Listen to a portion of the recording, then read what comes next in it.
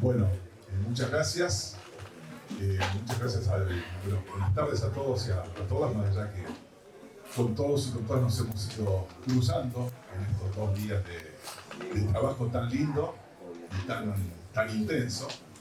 Realmente quiero agradecerle a Eli y a todo el equipo, porque, bueno, como ya sabíamos de hace mucho tiempo, pero nos acaba de recordar el Eternauta, el héroe siempre es colectivo y nadie se salva solo, ¿no?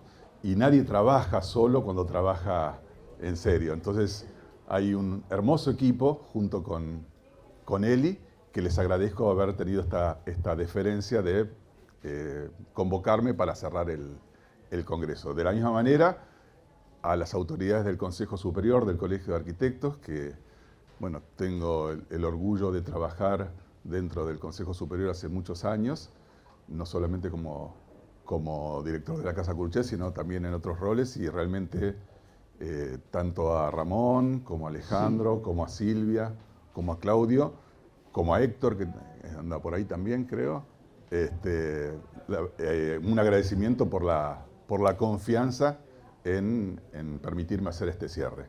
Bueno, dicho esto, vamos a tratar de comenzar, vamos a tratar de articular las cosas. Bueno, como ahí dice el tema, estamos tratando de juntar diferentes cuestiones que tienen que ver con que han estado muy espaciadas en el tiempo, lo que es la ciudad de La Plata, lo que es la Casa Curchet y lo que nos estamos planteando, o se está planteando en muchos sectores, que es el concepto de la ciudad de proximidades.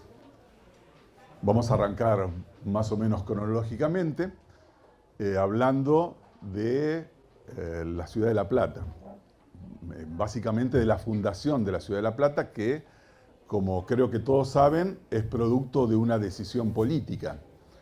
La ciudad de Buenos Aires fue históricamente la capital de la provincia de Buenos Aires y todos sabemos lo turbulento que fue el siglo XIX en la Argentina. En 1880, después de numerosas confrontaciones civiles, armadas, la última de las cuales fue justamente en ese año de 1880 entre las fuerzas nacionales y las fuerzas de la provincia de Buenos Aires, el presidente Avellaneda decide, a través de una ley del Congreso, decide primero él, pero eso se ratifica en el Congreso, federalizar la ciudad de Buenos Aires, que la ciudad de Buenos Aires en ese momento era esto que vemos aquí, ¿no? Esto era Buenos Aires, llegaba hasta 11 con mucho esfuerzo. Y Belgrano y Flores eran dos distritos, dos partidos diferentes. Entonces, bueno, se produce la federalización y como consecuencia de la federalización es necesario fundar una nueva capital para la provincia de Buenos Aires. Esa nueva capital va a ser la ciudad de La Plata, donde aquí estamos, que tiene, bueno, que es la obra cumbre de lo que es lo que se llama la generación del 80, representa sus ideas y también representa sus conflictos. La generación del 80, como cualquier generación que conduce un país o que tiene prevalencia, tenía internas feroces, más allá que con el paso de casi 150 años han entrado en el olvido. Y en este foto, barra pintura, barra lo que quieran decir, se expresa eso porque están presentes en este grabado, que es la representación oficial de la Fundación de La Plata, por ejemplo, Roca, que era el presidente electo, bueno, ya era presidente electo cuando fue la federalización, y Sarmiento, que no estuvieron en esta ceremonia, ¿no es cierto? Entonces, bueno, producto de esas justamente internas. La ciudad de La Plata, la fundación y el trazado, que vamos a ver en unos minutos, también es consecuencia de esta situación que tiene que ver con lo social, que había sucedido 11 años antes, que era la epidemia de fiebre amarilla, que mató al 10% de la población de la ciudad de Buenos Aires. Una anécdota que también la historia ha ido tapando con el transcurso es que en ese momento, en 1871, el presidente era Sarmiento y huyó de la ciudad y fue a Luján y a Mercedes con sus ministros, mientras la población estaba muriendo y mientras un grupo de médicos funcionaban prácticamente en asamblea en la Plaza de Mayo para decidir los caminos a seguir. Pero esto fue lo que determinó que en la fundación de la ciudad de La Plata tuviera una impronta muy fuerte lo que se llamaba y se sigue llamando el higienismo. Un higienismo que había tenido muchas expresiones en Europa, y dos de las principales son la París de Napoleón III, ¿no? Del Segundo Imperio de George Haussmann, y digamos que fue quien lo comandó técnicamente, y la Barcelona, el ensanche de Barcelona de Ildefonso Cerdá. Esas son un poco las bases en las cuales se inspira Dardo Rocha y Pedro Benoit, que es una suerte del Haussmann de Dardo Rocha, ¿no? El encargado de darle forma a ese pensamiento que, como les decía, tenía que ver con el positivismo, tenía que ver con el pensamiento también europeísta, ¿no? De la generación del 80. Ya vamos a volver sobre este plano porque a mí me parece que es el que mejor grafica estas condiciones. Y, por ejemplo, me gusta hacer esta cita para que la lean, tal vez algunos ya la conozcan, pero seguramente como muchos de los que están aquí no son platenses. Entonces la voy a leer, que dicen: en primer lugar, el plano de la ciudad es esencialmente sencillo y regular. Las calles se cruzan en ángulos rectos, están trazadas a distancias iguales, son de anchura uniforme y están plantadas de árboles, y designadas por número de orden. La calle, que es una tercera parte más ancha, toma el nombre de Boulevard. Seguramente cualquiera de ustedes podrían afirmar que se está describiendo a la ciudad de La Plata. Sin embargo, estas palabras son parte de una novela que había escrito 3 años antes Julio Verne, que se llamó Los 500 millones de la Begum. Y esto me parece que es el modo más representativo de mostrar hasta cuánto, más allá de si nadie sabe si Dardo Rocha y Benoit habían leído la novela, porque se había publicado muy recientemente para los tiempos que eran en ese momento. Pero si no lo leyeron, había una influencia muy directa de ese pensamiento, que era un pensamiento, como todos ustedes saben, de vanguardia, ¿verdad? Entonces, podemos decir que este es el triángulo que pergeñó lo que fue la ciudad de La Plata. Entonces, aquí ven al costado también algo que es muy importante y muy fundante en la ciudad, que tiene que ver con la masonería. Todos los dirigentes, la mayoría de los dirigentes de la generación del 80 eran masones, y Dardo Rocha, Pedro Benoit y también Julio Verne lo eran. Entonces, hay una cosa muy característica, que es la escuadra y el compás, ¿no?, que expresa la masonería, que casualmente este punto es prácticamente frente a lo que es la Casa Curuchet, actualmente en la plaza que se llama, ¿cómo es? A ver los platenses, no, la de enfrente. Bueno, Almirante Brown. Lo digo así porque queremos hacer otra cosa ahí, pero bueno, ya se lo contaremos después. Volviendo al plano de la ciudad estaba pensada en función de ese modelo agroexportador que expresaba a la generación del 80. Una de las razones fundamentales era tener un puerto natural de la mayor el puerto natural de mayor calidad de todo el Río de la Plata y de buena parte de la costa bonaerense. Entonces esta fue la razón principal por la cual fue elegida el sitio de lo que en ese momento se llamaba las Lomas de la Ensenada, y justamente para aprovechar este puerto, que es el puerto de la Ensenada. Entonces, lo que podemos ver es cómo ese cuadrado perfecto, que después lo veremos con más detalle, se prolonga en forma de dique hacia el Río de la Plata y constituye la principal entrada de la ciudad de acuerdo a cómo estaba pensada. Este es hacia prácticamente la fundación de la ciudad, el plano de la ciudad de Buenos Aires, que si vamos para adelante y para atrás, vemos que la superficie que estaba pensada de 5 kilómetros por 5 kilómetros para La Plata era incluso más grande de la superficie que en ese momento tenía la ciudad de Buenos Aires. Y el puerto, como les decía, era mucho mejor que este tipo de operaciones que se tenían que hacer en el puerto de Buenos Aires, que no podían descargar directamente los barcos, sino que tenían que utilizar embarcaciones menores y hasta carretas para poder hacerlo, cosa que se solucionaba en el otro puerto. Pero lo que resulta importante citar acá es que Dardo Rocha tenía aspiraciones presidenciales para suceder a Roca. Y su plan era que La Plata, que la ciudad de Buenos Aires volviera a ser capital de la provincia de Buenos Aires y de alguna manera zanjar esa disputa, y que La Plata fuera la capital de la Argentina. Finalmente, Rocha nunca llegó a ser presidente porque el presidente fue Juárez Celman y La Plata siguió siendo la capital de la provincia de Buenos Aires y no de la Argentina. Esta es una imagen obviamente mucho más próxima de la ciudad de La Plata, donde me parece, porque aquí estamos hablando de bioconstrucción, de cambio climático, y estamos hablando de la sensibilidad de las propuestas frente justamente al ambiente, ¿verdad? Entonces, me parece que ahí es importante marcar 2 o 3 cosas.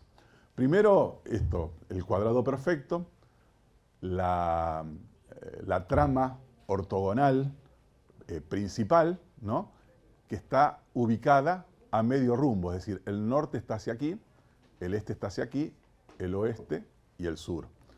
Ese medio rumbo justamente tiene que ver con optimizar el asoleamiento de cada una de las caras. Es decir, si nosotros tuviéramos una cara de una manzana directamente al sur, no tendría sol en ningún momento, particularmente del invierno. Como se deseaba que fueran lo más equilibradas posibles, ese medio rumbo tiene esa explicación. En segundo lugar está la trama diagonal, ¿no?, que ya les explicaba que tiene que ver con la composición, digamos, tiene mucha relación con la Barcelona que vimos, con la París de Haussmann, y justamente con ese juego geométrico que tenía que ver con ese positivismo donde la civilización humana se imponía al territorio, ¿no?, salvaje, ¿no? Entonces, bueno, eso va a tener consecuencias que seguimos sufriendo aún actualmente, ¿no? Por ejemplo, la inundación del 2013. Entonces, este cuadrado, con estas manzanas regulares, marcan también al mismo tiempo, porque siempre hay luces y sombras, justamente la pretensión de tener una ciudad de iguales. Es una ciudad muy igualitaria. Uno mira este plano y no puede decir que a priori haya un lugar que sea destinado a la gente más poderosa o más rica y a la gente más pobre. Es un plano igualitario. Por eso muchas veces se ha hablado de La Plata como una ciudad de iguales. Y por otro lado, lo segundo, o tal vez lo más importante, es el sistema que se genera con las avenidas regularmente cada 6 cuadras, en un sentido y en el otro, y en el cruce de cada una de esas avenidas, una plaza o un parque, ¿sí? Eso es la otra cuestión que caracteriza a la ciudad. Justamente, hablaba de la generación del 80, y en 1882 estaba en su apogeo la generación del 80, pero rápidamente empieza a entrar en crisis, ¿no?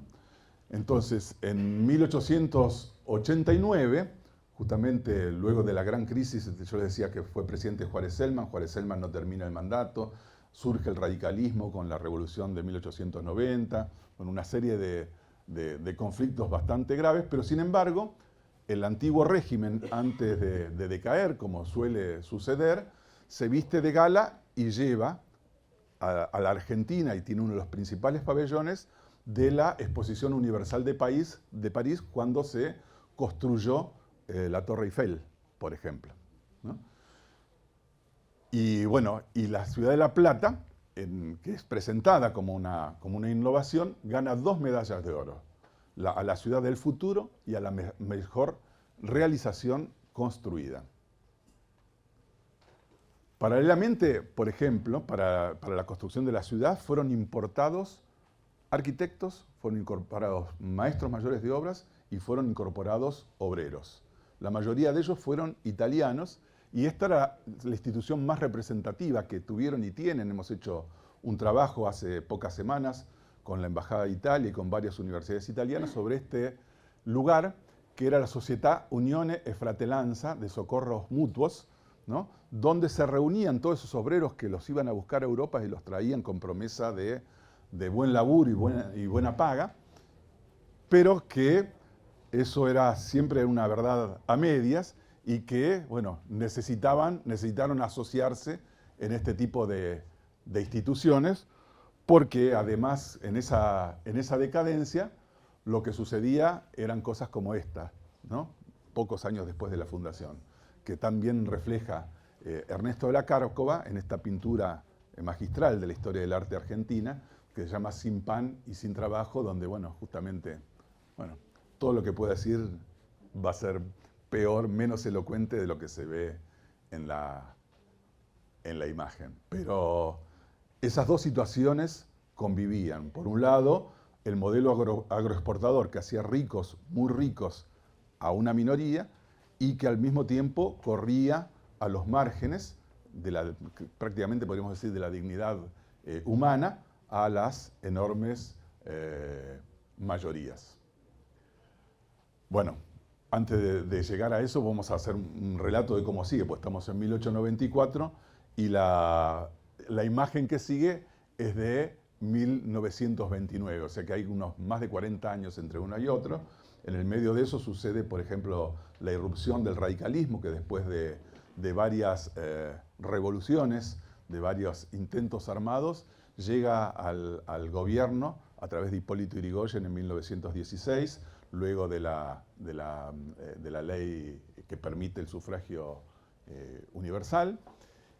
Y también a nivel mundial se suceden muchas cosas. Por ejemplo, la Segunda Revolución Industrial, que va pasando en todo este momento, y por ejemplo la Primera Guerra Mundial, ¿no? Que se llama la Gran Guerra Europea en ese momento, antes de que apareciera la Segunda Guerra Mundial. Y en 1929, luego de que durante la década del 20 y post la Primera Guerra Mundial y post lo que se llamó en ese momento la pandemia o la epidemia de la fiebre española, que mató tanta gente como la guerra, esto es algo que por ahí no se sabe, o por ahí se volvió a tomar conocimiento con la pandemia del COVID, genera toda una revolución a nivel mundial que se expresa tanto socialmente, con múltiples revueltas en cada uno de los lugares del mundo, una revolución socialista triunfante, como es la Revolución Rusa en 1917, y también un movimiento social, cultural y científico gigantesco, que tiene que ver, que pone el mundo patas para arriba, que tiene que ver con Einstein y su teoría de la relatividad, que tiene que ver con Picasso y su cubismo, y que tiene que ver también con muchos otros, y en particular con Le Corbusier, que es el capítulo siguiente, pasando al siglo XX, como decíamos en el inicio, que hablamos de 3 siglos diferentes. Entonces, esta es una imagen de cuando Le Corbusier, invitado por Victorio Campo, viene a la Argentina y también visita Uruguay, Paraguay y Brasil. Y una anécdota que me parece interesante para que la tomen, que obviamente Le Corbusier en ese momento era un referente muy importante, su década tal vez más importante, o la década que nosotros llamamos heroica, fue la década de 1920, y eran ya muy conocidas sus teorías revolucionarias, por ejemplo, que planteaba barrer media París para hacer el plan Voisin de cero. Pero una anécdota interesante es que viaja a Asunción del Paraguay, viaja en un avión de esa época, que iban a una velocidad un poco más alta que un auto, menos de 200 kilómetros por hora, que viaja junto a Antoine de Saint-Exupéry, ¿no? El Principito, que era el autor del Principito, que era quien había inaugurado esa línea aérea que venía de Europa a Buenos Aires y de Buenos Aires a Paraguay, a Santiago de Chile y a Ushuaia, a Tierra del Fuego. Y en esa visita que hace a Asunción del Paraguay, las autoridades de Paraguay le consultan qué se podía hacer en Asunción. Y la respuesta de Le Corbusier es que no había que hacer nada, que la ciudad era exactamente coherente con el modo de vida que se tenía allí y que no había que cambiarle nada, que funcionaba perfecta. Obviamente era una Asunción muy diferente a la de la actualidad, ¿no? Pero es significativo cómo entiende que cuando hay una ciudad que se corresponde ambiental y socialmente con su realidad, la intervención que plantea es nula.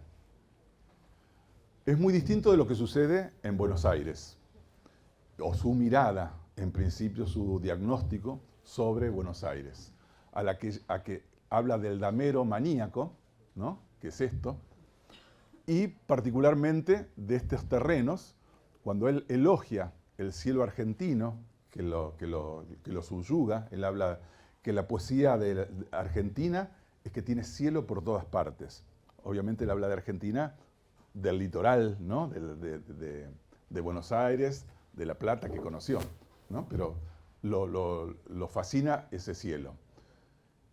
Y habla que el cuadrado español justamente es maníaco justamente por sus calles estrechas, ¿no? Que no permiten la entrada del sol, que está completamente, ese cielo maravilloso argentino no se compadece con lo que es el terreno, que no tiene nada de luz. Y levantando la mirada, y esto a mí me parece muy interesante, este corte que hace de América del Sur, este es el Océano Pacífico, estos son los Andes, las tierras que van bajando, cómo se imagina él la ciudad, un país industrial con ferrocarriles, con guinches, con puertos, con edificios, y el Río de la Plata, ¿no? Los avioncitos. Y acá nace lo que es su propuesta para Buenos Aires, porque justamente plantea que Buenos Aires puede ser una suerte de capital de Sudamérica, de la misma manera que Nueva York es la capital de Norteamérica. Aunque dice que Nueva York es una paradoja patética y que Buenos Aires tiene la oportunidad de no caer en ese punto. ¿Y cómo es la oportunidad? Obviamente, ¿qué dice un arquitecto y un urbanista? Haciéndole caso a él, haciendo lo que él dice que hay que hacer. Y la propuesta que él hace se resume, después veremos cómo se profundiza, en estos rascacielos que vienen a dialogar o a mostrar la impronta humana sobre el horizonte magnífico del que él vio al llegar en barco a Buenos Aires. Y justamente tiene, volviendo un poquito para atrás, esta era un poco la propuesta inicial que hace. Pasan casi 10 años y en 1937 dos jóvenes arquitectos recién recibidos, Jorge Ferrari Ardoy y Juan Curcham, golpean la puerta del estudio de Le Corbusier en París. En esa época los arquitectos recién recibidos, que obviamente eran muchísimos menos que los que son ahora, tenían una tradición de hacer un viaje a Europa luego de recibirse, y tenían obviamente de otras clases sociales de las que tenemos hoy en nuestras universidades públicas. Entonces le golpean la puerta a Le Corbusier para ofrecerse para trabajar con él. Le Corbusier los acepta, pero con una condición, que era que no iban a hacer arquitectura, sino que iban a hacer urbanismo, iban a desarrollar ese plan para Buenos Aires que él había empezado a pergeñar. Obviamente, Ferrari Ardoy y Curcham dicen que sí, y están allí trabajando con Le Corbusier durante un año y medio prácticamente, y profundizan ese plan para Buenos Aires que llega a presentarse en la Embajada Argentina en París. Después regresan y casi 10 años después siguen mejorando el plan y publican, un poco en consulta con Le Corbusier, pero no tanto, hay algún ruido ahí entre ellos, esta nueva propuesta para Buenos Aires que se basa en la anterior. Acá están los rascacielos esos, acá, bueno, la avenida 9 de Julio ya estaba abierta, cosa que era una de las propuestas que había hecho Le Corbusier en su primera visita, porque en ese entonces todavía no estaba. Bueno, una serie de circunstancias que no voy a profundizar. Pero es importante, digamos, este desarrollo que tiene la primera idea del Plan para Buenos Aires de Le Corbusier del 29, que evoluciona en el 37 y en el 47 es publicada en Argentina, ¿no? Por Ferrari Ardoy y por Kurchan. Y lo más interesante de todo esto es que Ferrari Ardoy en 1947 es nombrado a cargo del Plan para Buenos Aires. Es en ese momento, un poquito después, en 1948, donde nuevamente un argentino golpea las puertas del estudio de Le Corbusier de París.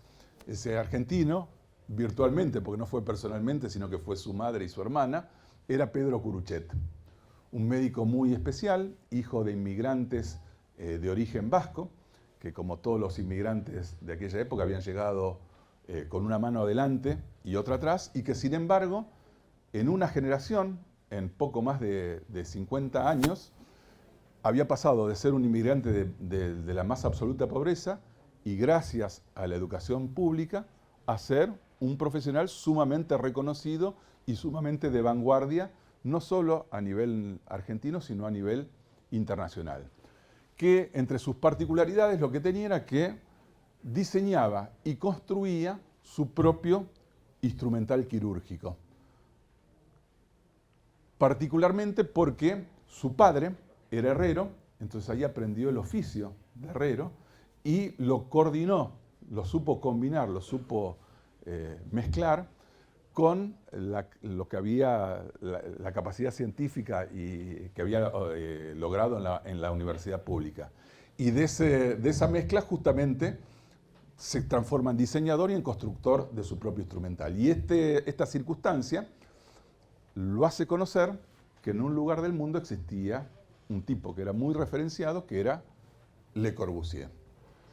Y esto justamente, este modo de pensar como humanista y no como especialista, lo hacía que su frase de cabecera fuera esta: quien solo sabe de medicina, ni de medicina sabe.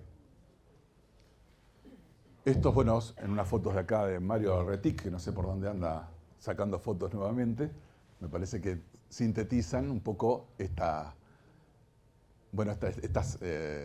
modo que va componiendo Curuchet, ¿no?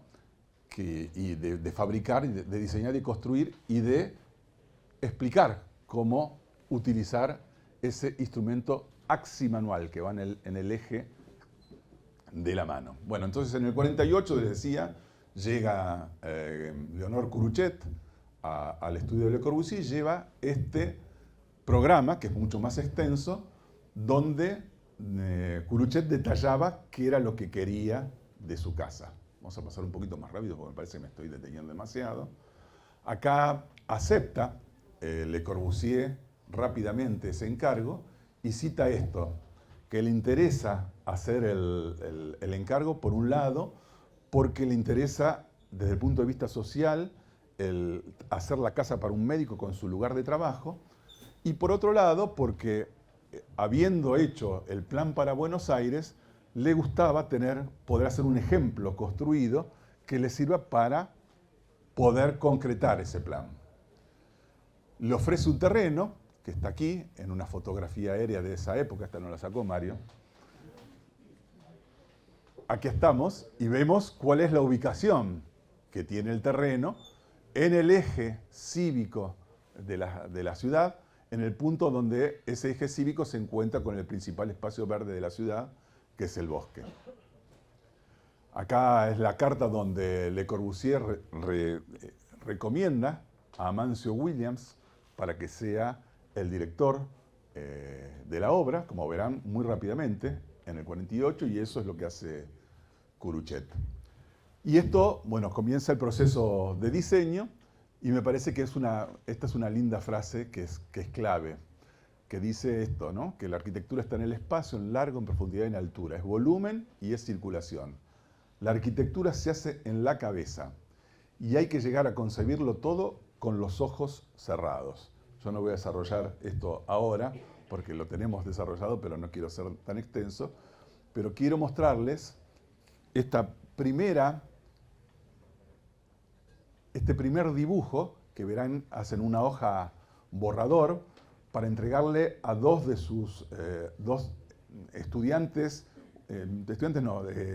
arquitectos recién recibidos de 25 y 26 años, que son los que desarrollan el proyecto. Cuando él los reúne para que desarrollen el proyecto, les hacen estos dibujitos donde ustedes ven la planta baja, la segunda planta de la casa, la siguiente de los dormitorios, y ven que están todos los elementos con los que se podía ver con los ojos cerrados, más allá de que todavía no se había hecho un solo plano con medidas. Está el árbol, está el brise soleil, está el baldaquino, está el brise soleil en la fachada, el baldaquino que hasta acá es continuo, está la rampa, ¿sí? Acá vemos el árbol en planta y acá en el corte vemos cómo, no sabe cómo, va a estar ese techo sobre la terraza, acá va a estar el consultorio y acá va a estar la casa propiamente dicha. Es decir, todo tenía en la cabeza antes de que se comience a dibujar una sola línea. Y esto se vio facilitado, ¿por qué? Porque en ese viaje que había hecho en 1929, Le Corbusier había visitado la ciudad de La Plata. Creo que todos sabemos, y si no se los cuento, que Le Corbusier y Curuchet jamás se vieron cara a cara, ¿sí? Toda la casa fue desarrollada por correspondencia. Sin embargo, Le Corbusier había estado en La Plata en ese viaje de 1929 por la investigación que hizo una querida colega y compañera que se llama Tini Vitalones. Sabemos que llegó en tren y que visitó el Museo de Ciencias Naturales. Entonces, si llegó en tren y visitó el museo, necesariamente tiene que haber pasado frente a donde Curuchet le ofrecería el terreno. Y sabemos que con la cabeza que tenía Le Corbusier, eso obviamente en 20 años no se le había olvidado. Y se expresa esto en la sensibilidad que demuestra frente a la ciudad donde actúa. Vemos en esta fotografía, por supuesto bastante actual, del momento en que la casa fue inscripta en la lista de Patrimonio Mundial en 2016, cómo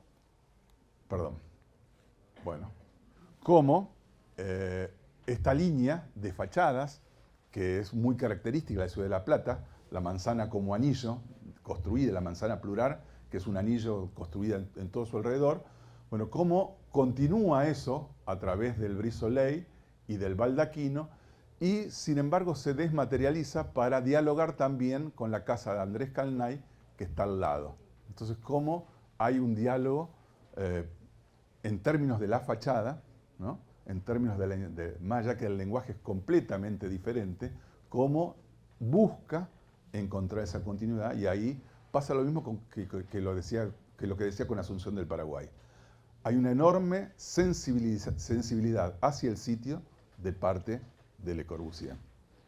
Y si en fachada lo decíamos así, también lo podemos ver interiormente, cómo este árbol es introducido y es parte de este bosque que entra dentro del terreno. El árbol no estaba previamente, sino que es una decisión proyectual de Le Corbusier que haya un árbol entre el consultorio y la casa propiamente dicha, cómo dialoga, cómo entra ese árbol, y al mismo tiempo cómo ese árbol natural dialoga con otro bosque, que es el bosque artificial de pilotis, que como todos sabemos forman parte de los 5 puntos para la nueva arquitectura que están de Le Corbusier, que están presentes en el proyecto. Pero me parece también valioso este diálogo, ¿no?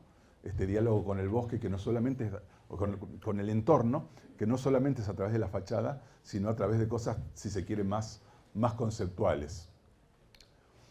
Y esto me parece que es una de las cosas que pueden resultar más interesantes de acuerdo a la problemática que estamos tratando en el Congreso.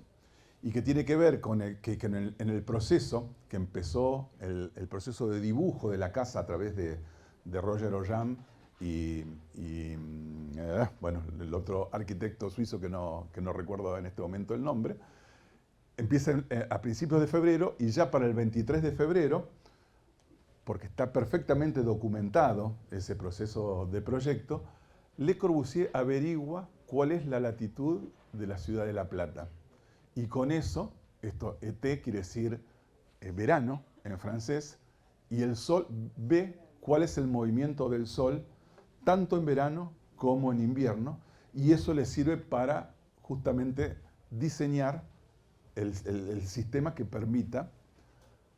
Lo voy a tratar de explicar acá, es muy difícil de explicar con imágenes. Hoy lo veíamos con Joaquín y con Sol, que no sé si andan por acá, que son quienes trabajan, parte del equipo que me acompaña en la casa.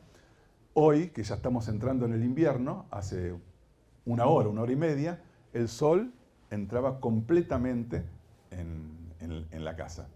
Y si estuviéramos en noviembre o en diciembre, la casa estaría completamente en sombra. Esto no es casualidad. Tiene que ver con una orientación muy buena que tiene el terreno, que mira al norte, pero tiene que ver con este sistema del cual nosotros hablamos siempre, que combina el brise soleil, es decir, los parasoles, dichos como él los llamaba, el baldaquino, que ya veíamos que había una primera intención del baldaquino, que era tomar la altura de la casa al lado y desmaterializarse hacia el otro lado, y el árbol. Estos tres elementos están diseñados para que la terraza en primer lugar, pero la casa de manera completa, estén prácticamente siempre en sombra durante el verano y estén prácticamente bañadas de sol durante el invierno. Entonces, seguramente muchos de los colegas y amigos que están aquí podrán criticar con razón que una casa de hormigón implica en términos ambientales un pasivo importante. Obviamente eso no era parte del debate en la década del 40, sí lo es ahora y bienvenido sea. Pero me parece que es interesante que ustedes se lleven la idea de que hay una sensibilidad muy importante de parte de Le Corbusier frente con las herramientas que tenía y en el momento cultural de desarrollo de la humanidad en ese momento, para tener lo que nosotros decimos la mejor relación en términos pasivos con el ambiente. Bueno, agrego a esta situación, que podríamos tal vez profundizar, pero no quiero ser demasiado extenso, que toda la casa, le agrego como tercer elemento a la sensibilidad frente al entorno, a la cuestión científica respecto del clima, que toda la casa está diseñada de acuerdo a las proporciones de un sistema de medida que él había creado en ese momento, que estaba creando, y que también, en contradicción con la cultura que ha desarrollado el mundo en estos últimos 70 u 80 años, el modulador tiene como base un hombre. Ni se le ocurrió que podía ser una mujer. Algunos podrán decir machista, puede ser, pero lo que estoy seguro es que no era por una cuestión personal, sino que representaba claramente lo que era un espíritu de época, y hoy cualquiera de nosotros, y creo que también él, hubiera hecho el modulor y la modulora. Y esta es otra obra, también un poquito anterior, que tiene que ver con la década del 20, pero me gustaba mostrarla. Está en Alemania, es una exposición universal donde se invitó a distintos arquitectos modernos a que hicieran una casa cada uno, y la puse fundamentalmente para comenzar a expresar justamente la relación que tenía Le Corbusier con el auto, porque todos sabemos que el urbanismo de Le Corbusier ponía en un lugar de importancia al auto. Aunque también debemos reconocer que esta era la imagen y esta era la realidad que tenía el auto un siglo atrás cuando Le Corbusier lo pensaba. Que obviamente es muy distinta de esta imagen, y ahí vamos entrando ya al siglo, vamos cambiando nuevamente de siglo y entrando al siglo XXI, donde las autopistas, el desarrollo industrial y toda una cultura que se desarrolló durante todo el siglo XX de que el centro de la producción y del consumo sean los combustibles fósiles, ¿no? Produce esta locura, por ejemplo en China, que obviamente está en una escala china, pero no es muy distinto de lo que sucede en cualquiera de los accesos de Buenos Aires o en cualquiera de las ciudades de todo el mundo. Como bien sabemos, y seguramente saben mejor ustedes que yo, ese siglo de economía basada en los minerales fósiles llevó a un calentamiento global y a un cambio climático que de alguna manera quería resumir un poquito en esta imagen, porque no voy a redundar en todas las cuestiones que han estado ustedes conversando y discutiendo durante estos dos días. Y que ese cambio climático y ese calentamiento global lleva a este tipo de catástrofes cada día más recurrentes y más duras y menos anticipables. Este es en el caso de Bahía Blanca, ¿no? Cuando la ruta cede por completo, que es el caso más, por suerte es el último caso, y esperemos que no haya más, pero bueno, sabemos que va a seguir habiéndolos y cada vez más próximos. Y en este punto me gustaba plantearles una parábola que tiene que ver con las 1001 noches y tiene que ver con Sinbad el marino, que en el primero de los viajes de Sinbad el marino, él obviamente está en un barco y ese barco naufraga y bueno, después de una serie de peripecias que no voy a detallar, encuentran una isla y logran subirse a una isla y esa isla tiene algunos árboles y tiene arena y entonces lo primero que hacen es juntar un poco de leña y prender un fuego. Pero en cuanto prenden el fuego, esa isla se empieza a sacudir, empieza a temblar. Porque no era una isla, sino que era una ballena que había estado en estado de reposo durante mucho tiempo y que justamente se empieza a alborotar a sentir el fuego en su lomo, ¿no? Y me parece que es una interesante parábola que tiene que ver con justamente lo que producimos los humanos con nuestros fuegos sobre la superficie de la Tierra básicamente durante todo este siglo XX, concentrado en el consumo de combustibles fósiles. Y si entramos en América Latina, a todas esa problemática que se da en todo el mundo, debemos agregarle que nuestro continente es el continente más desigual del planeta. Y esa desigualdad se ve en esta imagen que es de San Pablo, pero se podría ver en prácticamente muchas imágenes de cualquiera de nuestras ciudades. Y además de la desigualdad, lo que me parece que expresa, o lo que yo quiero leer en esta imagen, es la fragmentación, ¿no?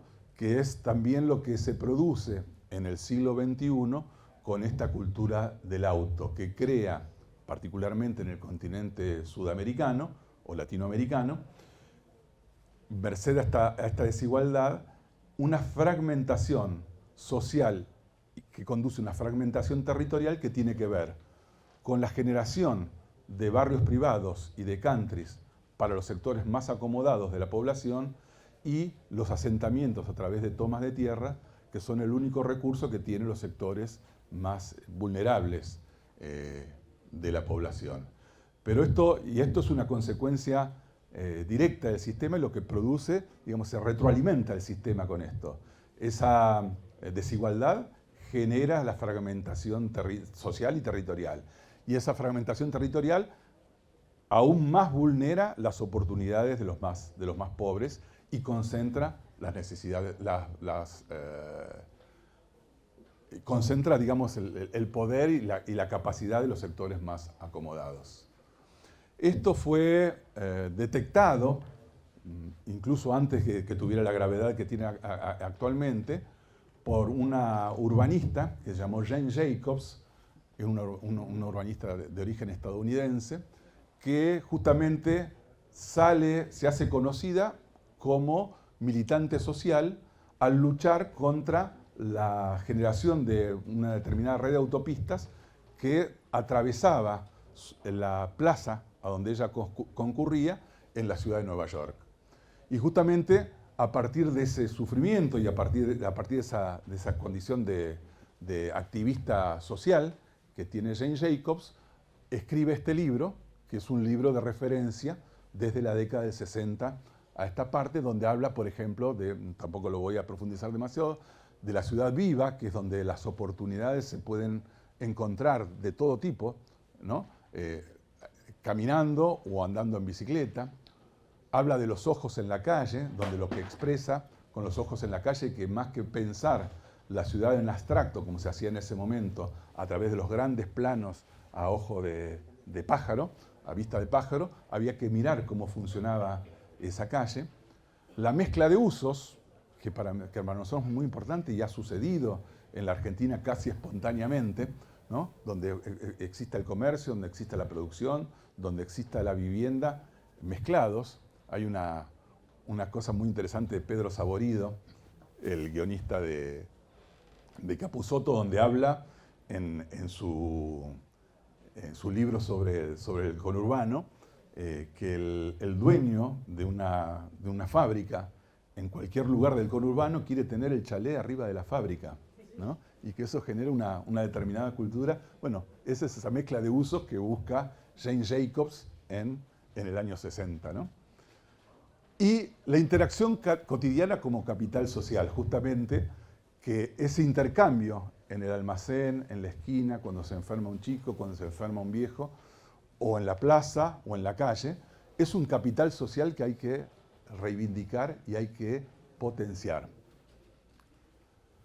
Llegamos en este recorrido rápido a la epidemia, a la pandemia del COVID, que justamente pone en evidencia esto que estábamos hablando con la parábola de Simbad el Marino, y que a mí también me gusta ejemplificarlo con otra suerte de parábola, que fue generada en el siglo XIX o a principios del siglo XX por este médico vienés que convivió con Freud y que además era dramaturgo y escritor, que plantea una metáfora y que dice que los humanos, con el extractivismo, que le decimos ahora, que en ese momento se llamaba de otra manera, pero que ya despertaba alertas como el de Schnitzer, actuamos sobre el planeta de la misma forma que actúan los virus sobre el organismo humano. Entonces consumimos todo lo que podemos de él hasta que finalmente se da la paradoja que esos virus nos consumen tanto que nos matan. Y nosotros como humanos hacemos lo mismo con el planeta.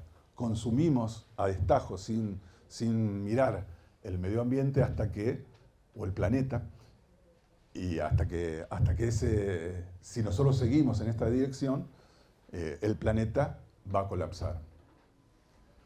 Pero bueno, en esa pandemia empezamos ese encierro, a lo mejor nos permitió ir pasando en limpio algunas ideas que veníamos trayendo y que veníamos pensando, y las voy a plantear rápidamente algunas de las cuestiones que hemos pensado, incluso escrito en algún artículo que fue publicado por la revista del Consejo Superior del CAPMA en el medio justamente de la pandemia.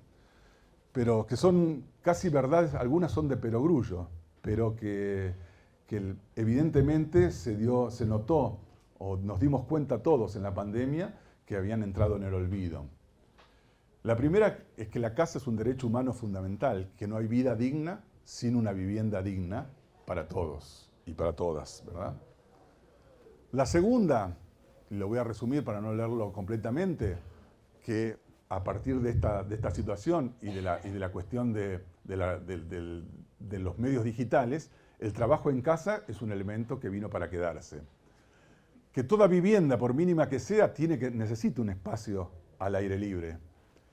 Que toda vivienda, y esto también lo vemos en la Casa Coruchet y lo vemos en la ciudad de La Plata, y por eso me gustaba hacer, entre otras cosas, el raconto temporal a través de los siglos, debe garantizar el acceso de aire, luz y sol en ella. ¿Sí? Por ejemplo, a través de la ventilación cruzada, a través del asoleamiento y a través de la iluminación natural. Cualquier casa tiene que tener eso. Y eso es mucho más barato y mucho más amigable con el planeta y con el medio ambiente que cualquier solución que tenga que ver con lo técnico, con el acondicionamiento artificial. La flexibilidad de usos, que hemos descubierto cada uno de nosotros durante la pandemia, y justamente algo que por supuesto que no lo voy a profundizar porque ha sido el tema fundamental de este congreso, que tiene que ver con los materiales y los procesos constructivos, justamente para ir alejándonos de ese paradigma de los combustibles fósiles y trabajar con soluciones ambientalmente responsables. Bueno, el barrio, la importancia del barrio, voy a ir haciéndolo rápidamente porque me estoy extendiendo más de la cuenta y ya un poco lo hemos hablado. La importancia de los espacios públicos de proximidad, y cuando vemos esto, vemos que la ciudad de La Plata en el siglo XIX también estaba pensada con esto, y por eso está bueno hacer como un ida y vuelta, ¿no? El tema del transporte público y privado, la escala peatonal y la bicicleta, la valorización de ellos. Y justamente esto lo que determina es un tipo de ciudad policéntrico, donde nosotros no tengamos que recurrir,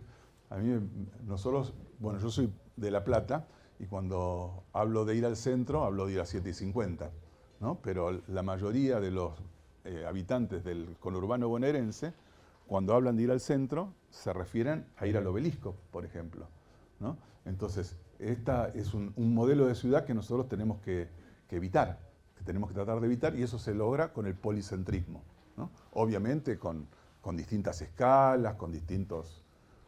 Pero obviamente la síntesis de todo esto es que ninguno de nosotros tiene un capital más valioso que el tiempo ese que hoy consumimos en ir al trabajo, en ir a buscar lo que fuera. Entonces, seguimos y justamente terminamos con el séptimo planteo, que tiene que ver con algo que cité al pasar, que es la perspectiva de género en cada una de las cuestiones que nosotros como arquitectos y arquitectas proyectemos, tanto a escala urbana como a escala doméstica. Y más o menos paralelamente fuimos conociendo que estas ideas que ya veníamos debatiendo y que pudimos, que empezaron a decantar durante la pandemia, había personas que la venían planteando en distintos lugares. Y una de las personas que mejor lo planteaba esto era Carlos Moreno, con su concepto, como es conocido popularmente, de la ciudad de los 15 minutos, que en realidad los 15 minutos son una manera de expresarlo, pero sí lo importante es lo que decíamos anteriormente, la noción y la idea de la proximidad, ¿sí? Entonces, bueno, acá tenemos una serie de funciones, de cosas que hacemos todos, que debieran estar y que empiezan a expresarse así gráficamente a una distancia, en principio, menor de 15 minutos a pie o en bicicleta de cada una de los lugares de vivienda, ¿verdad? Y esto se transforma en este concepto un poco más abstracto, donde se habla de las 6 funciones sociales: habitar, trabajar, abastecerse, cuidarse, aprender y disfrutar, que justamente tienen que tener un criterio de sustentabilidad, un criterio de sociabilidad y un criterio también de bienestar personal, que las 3 cosas se tienen que coordinar para que esto sea posible, ¿sí? Entonces, cada una de estas 6 funciones sociales, no son funciones individuales, sino que son sociales, se tienen que coordinar armoniosamente para conseguir una alta calidad de vida social. Y bueno, tuvimos la suerte de poder convocar primero a Carlos Moreno, y acá esta es una imagen que a mí me gusta mucho porque logramos generar una actividad con la Noche de las Ideas del año 2023, donde acá está Carlos Moreno y donde acá está el vicepresidente de la Universidad Nacional de La Plata, que es un arquitecto y un urbanista que es amigo de la mayoría de nosotros, que se llama Fernando Tauber, y que, siendo titular de una cátedra de urbanismo, pudimos hacer esta actividad. Lo que está a nuestras espaldas aquí es la Casa Curuchet, y hicimos esta actividad con toda la gente dentro del espacio público de la Casa Curuchet, como justamente una manera de apropiarnos de ese espacio público. El tiempo fue pasando y fuimos avanzando en la confianza y en el trabajo, junto con Carlos Moreno y su equipo que tiene base en la Universidad Panteón I, Sorbona de París. Vino en otra oportunidad, y en esa otra oportunidad, luego de varias discusiones y conversaciones a distancia, se generó la posibilidad de crear la Cátedra Franco-Argentina, Urbanismo y Sociedad, que es coordinada a nivel de la Argentina por Karina Cortina, la arquitecta Karina Cortina, que está aquí presente, y que es un trabajo conjunto en el cual participan distintas universidades de la Argentina, junto con la cátedra ETI de París, de Panteón Sorbona, la Embajada de Francia, que contribuye con esto, obviamente la presencia del colegio, a quien nosotros representamos, por supuesto, y que hemos hecho varias actividades, algunas de ellas también en este salón, una coordinación con una organización de sustentabilidades próximas o de proximidades sustentables, y con el apoyo de una empresa privada también de origen francés. Esta cátedra se fundó hace un poquito menos de un año y ya está teniendo un muy interesante desarrollo en distintos planos, y como le decía, la coordina la arquitecta Cortina.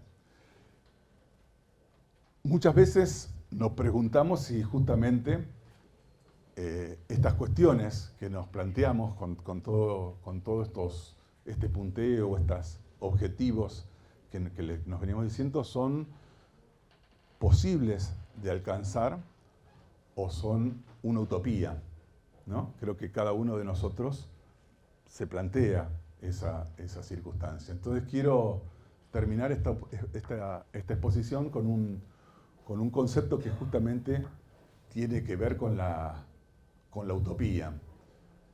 Y dice así, dice que la utopía está en el horizonte, y si está en el horizonte, uno nunca la puede alcanzar. Si camino 10 pasos, la utopía y el horizonte se van a alejar 10 pasos. Si camino 20 pasos, la utopía va a estar 20 pasos más allá. O sea, que jamás la vamos a alcanzar. Entonces vale la pena preguntarse, ¿para qué sirve la utopía? Y la respuesta que sirve para eso, sirve para caminar.